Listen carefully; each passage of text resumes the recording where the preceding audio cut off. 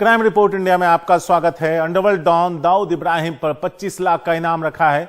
जांच एजेंसी ने एनआईए ने ये इनाम की घोषणा की है। दाऊद के साथियों पर भी इनाम का ऐलान हुआ है। छोटा शकील पर 20 लाख का इनाम है। अनीस इब्राहिम, जावेद चिकना और टाइगर मेमन पर 15 लाख का। एनआईए ने सभी की नई तस्वीरें भी जारी की हैं, जिससे आगे आसानी हो, क्योंकि 20 साल से ज्यादा पुरानी तस्वीरों के साथ उन तक पहुंचना, ट्रैक करना या फिर अगर वो कहीं नजर आए, देश में घुसते हुए कोशिश करें तो उन्हें दबोचना मुश्किल होता। लेकिन अब नई तस्वीरों के जरिए शायद यह काम आसान हो जाए।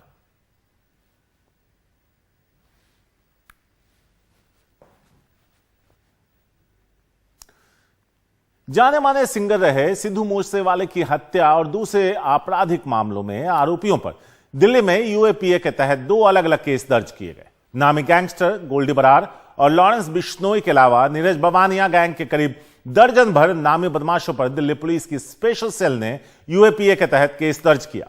गैंगस्टर गोल्डी बरार और लॉरेंस बिश्नोई सिद्धू मूसेवाला की हत्या के मामले में आरोपी हैं। वहीं नीरज बवानिया गैंग के बदमाशों पर भी कई संगीन आरोप हैं। इनमें से कई आरोपी पाकिस्तान से हथियार मंगवाते थे। गृह मंत्रालय के आदेश पर यह केस दर्ज किए गए हैं।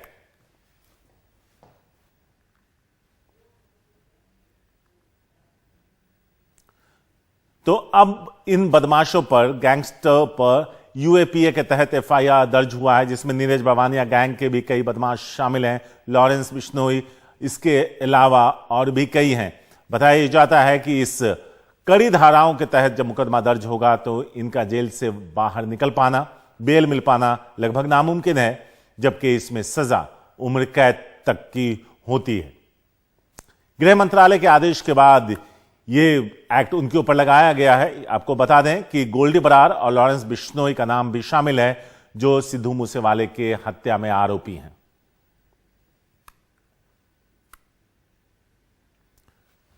यहां आपको बता दें कि गृह मंत्रालय के आदेश पर यह केस दर्ज हुआ है। मुकेश हैं हमारे साथ इस बारे में ज्यादा बात, मोहम्मद गजाली हैं इस बारे में ज्यादा बात करने के लिए, सीधे उनके पास चलते हैं।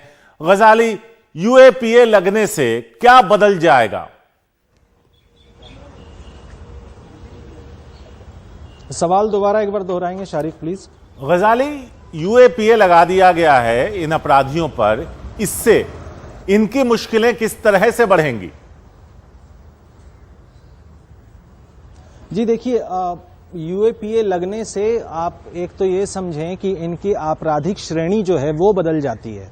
जब सेडिशन या यूएपीए लगता है तो कोर्ट्स की तरफ से भी सख्ती हो जाती है। बेल ना मिलने के ऊपर आप गिरफ्तारी में ही रहते हैं, चाहे जुडिशियल में रहें, चाहे पुलिस रिमांड में रहें। दूसरी सबसे अहम बात कि इनके ऊपर यूएपीए लगने से एक ये बात होगी कि अगर किसी दूसरे अपराध में या किसी दूसरे जुर्म में इनके ऊपर एफआईआर होती थी तो ये इनके बाहर निकलने का या बेल पे आने के कई कारण होते थे, जिससे कहीं ना कहीं खतरा बना रहता था। और दूसरे जुर्म में या दूसरी धाराओं में अगर एफआईआर होती है तो कानूनी संस्था जो है, चाहे पुलिस हो या सरकारी वकील हो, उनको ज्यादा मेहनत करनी पड़ती है, कोर्ट में ज्यादा आर्गुमेंट देना होता है कि इनको किसी तरह बेल ना मिले। यूएपीए लगने का कारण क्या है?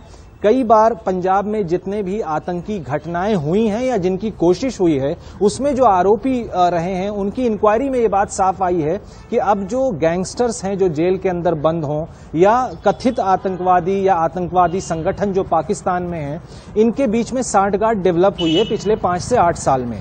दूसरी सबसे अहम चीज जो जांच एजेंसियों को यह भी पता चला है कि अब जो आतंकी गतिविधियों को बढ़ावा देते हैं या जो फुट सोल्जर कह लें, जो पंजाब में, हरियाणा में कई लोग हथियारों के साथ अरेस्ट हुए हैं, उनकी अगर प्रोफाइलिंग की गई है तो प्रोफाइलिंग में यह पता लगा है कि ये कोई आइडियोलॉजिकली खालिस्तान के साथ अटैच नहीं है।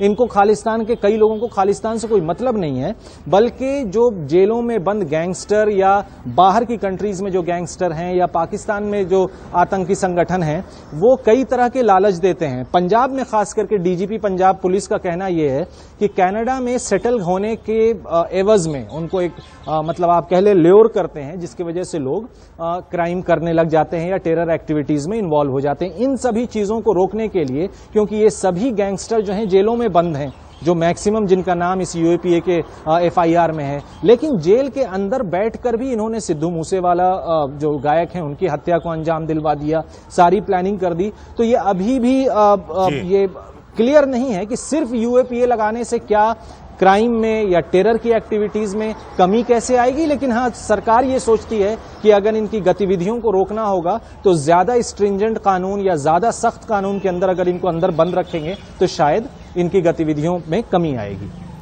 शुक्रिया मोहम्मद गजाली, इस पूरे अपडेट के लिए आपका बहुत बहुत शुक्रिया।